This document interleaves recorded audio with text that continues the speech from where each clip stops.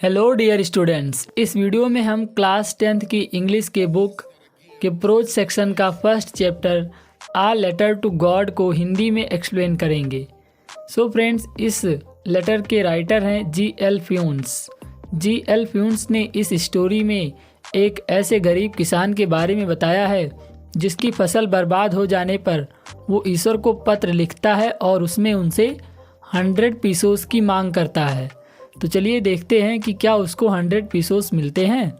So friends, पहले कहानी को पढ़ने से पहले हम पढ़ेंगे बिफोर यू रीड। दे से फैथ कैन मूव माउंटेन्स। लोग कहते हैं कि जो विश्वास है वो पर्वत को भी हिला सकता है। But what should be put our faith in. लेकिन हम विश्वास किस में रखें अपना। This is the question this story delicately possesses. और यही वो प्रश्न है जो ये कहानी पूछती है। Lencho is a farmer who writes a letter to God. Lencho एक किसान है जो ईश्वर को पत्र लिखता है when his crops are ruined, जब उसकी फसलें बर्बाद हो जाती हैं। Asking for a 100 pesos, 100 pesos की मांग करता हुआ। Does Lencho's letter reach God. क्या लेंचो का जो पत्र है वो ईश्वर तक पहुंचता है। Does God send him the money. और क्या ईश्वर उसको पैसे भेजते हैं। Think what your answer to these question should be. तो सोचिए आपका उत्तर इन प्रश्नों के लिए क्या होगा। And guess how the story continues. और ये अनुमान लगाइए कि ये कहानी कैसे चलती है। Before you begin to read it, इसे पढ़ने से पहले। सो फ्रेंड्स, इस कहानी को हम एक्सप्लेन करेंगे paragraph wise, line to line. तो चलिए शुरू करते हैं। फ्रेंड्स, पहला पैराग्राफ है the house the only one in the entire valley. वो घर जो पूरी घाटी में केवल एक था। यहाँ पर वैली शब्द का मतलब है घाटी। Set on the crest of A low hill. Crest माने होता है चोटी पर, ऑफ ए लो हिल नीची पहाड़ी की। तो वो घर जो पूरी घाटी में केवल एक था वो एक नीची पहाड़ी की चोटी पर स्थित था। From this height one could see the river. From this height, इस ऊंचाई से, वन कुड सी कोई देख सकता था, द रिवर नदियाँ, and the field of ripe corn dotted with the flowers, और पके हुए अनाज के खेतों को, डॉटेड विद द फ्लावर्स फूलों से सुसज्जित, that always promised a good harvest, जो हमेशा एक अच्छी फसल देने का वादा करते थे। The only thing the earth needed was a downpour. Downpour का मतलब होता है एक तेज बौछार, और एटलीस्ट ए सावर। सावर शब्द का मतलब है वर्षा की फुहार। The only thing the earth needed, केवल एक चीज़ जिसकी धरती को आवश्यकता थी, वाज ए डाउनपॉर, वो थी एक तेज बौछार या फिर कम से कम एक फुहार। Through out the morning Lencho who knew his field intimately. So here word intimately means परिचित रूप से या बहुत ज़्यादा लंबे समय से किसी चीज़ को जानना, पहचानना। थ्रू आउट द मॉर्निंग, और उस पूरी सुबह। Who knew his field ultimately, जो अपने खेतों को परिचित रूप से यानी अच्छे ढंग से जानता था।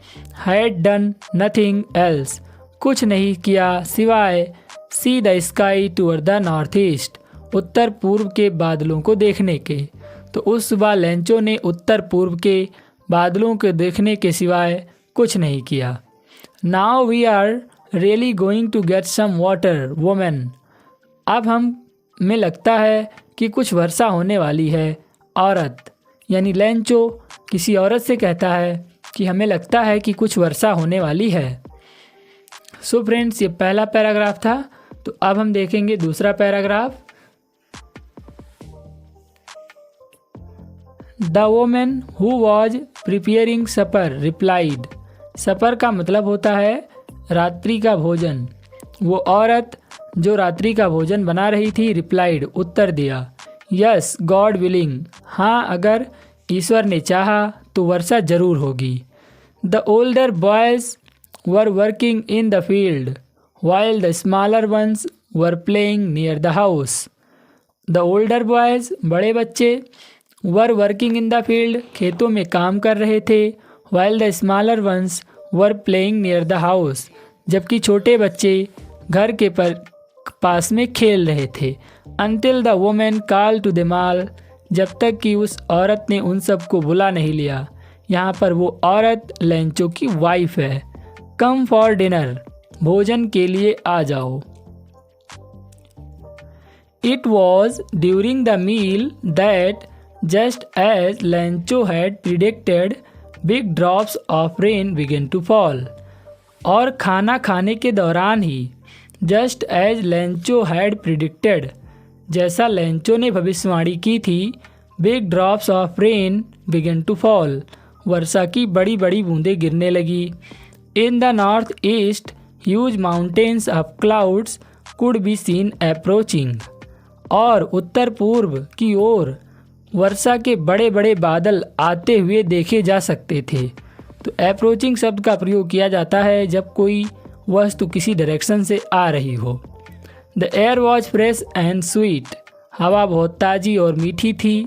The man went out for no other reason तो वो आदमी यानी लेंचो किसी और कारण के लिए बाहर नहीं गया than to have the pleasure of feeling the rain on his body सिर्फ अपने शरीर पर वर्षा की बूंदों का आनंद लेने के सिवाय वो आदमी और किसी कारण से बाहर नहीं गया।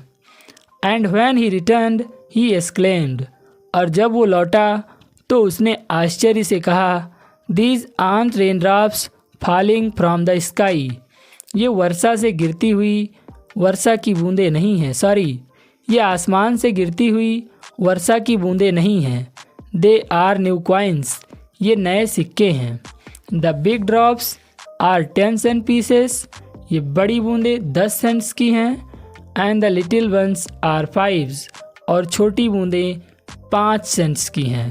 सो स्टूडेंट्स ये दूसरा पैराग्राफ था। इसमें हमने देखा कि जैसे लेंचो ने भविष्यवाणी की थी ठीक उसी प्रकार जब वो खाना खा रहे थे तो बारिश होने लगती है और वो बड़ी बूंदों की तुलना 10 सेंट्स पीसेस से करता है और छोटी बूंदों की तुलना 5 सेंट्स पीसेस से करता है। तो अब हम देखेंगे तीसरा पैराग्राफ। सो स्टूडेंट्स तीसरा पैराग्राफ है with A satisfied expression he regarded the field of ripe corn with its flower उसने संतोषजनक भाव के साथ खेतों को उनके फूलों के साथ एक दृष्टि डाली। Draped in a curtain of water जो वर्षा की एक मात्रा में ढके हुए थे। But suddenly a strong wind began to blow लेकिन अचानक एक तेज हवा बहने लगी। And along with the rain very large hailstones began to fall और वर्षा के साथ बड़े बड़े ओले भी गिरने लगे।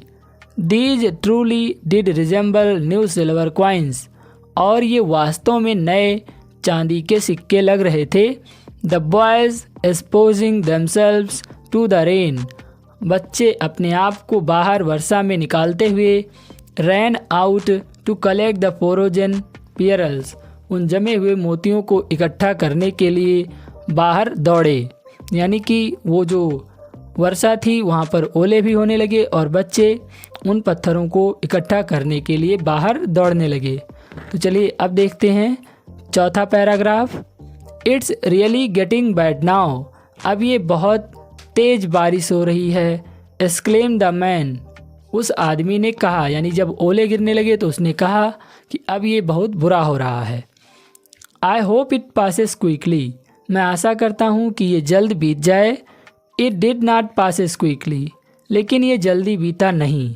For an hour the hell rained on the house 1 घंटों तक ओले गिरते रहे। हाउस घर पर, द गार्डन बगीचों में, द हिल साइड पहाड़ियों पर, द कॉर्नफील्ड खेतों के अनाजों पर, ऑन द होल वैली और पूरी घाटी पर।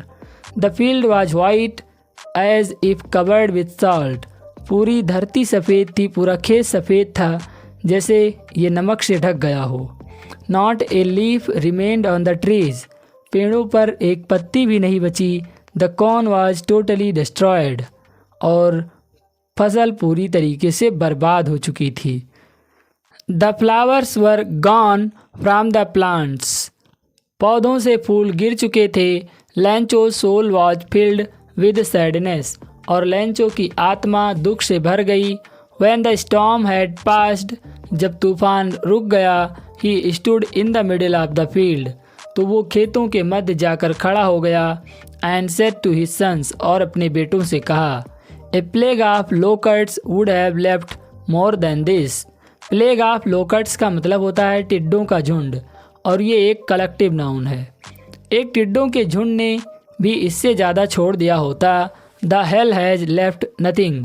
ओलों ने तो कुछ भी नहीं छोड़ा। This year we will have no corn. और इस साल हमारे पास कोई अनाज नहीं होगा। तो वो कहता है further, that night was a sorrowful one. वो बड़ी दुखद रात्रि थी। All our work for nothing. हमारा सारा परिश्रम बर्बाद हो गया। There is no one who can help us. कोई नहीं है जो हमारी मदद कर सकता है। We will all go hungry this year. इस साल हम भूखे रह जाएंगे। सो फ्रेंड्स, इस वीडियो में हमने लैंचो यानी कि आ लेटर गॉड के 5 पैराग्राफ को हिंदी में एक्सप्लेन किया। अगर आपको पूरे लेसन का हिंदी में एक्सप्लेनेशन चाहिए तो आप कमेंट सेक्शन में कमेंट ज़रूर करिए।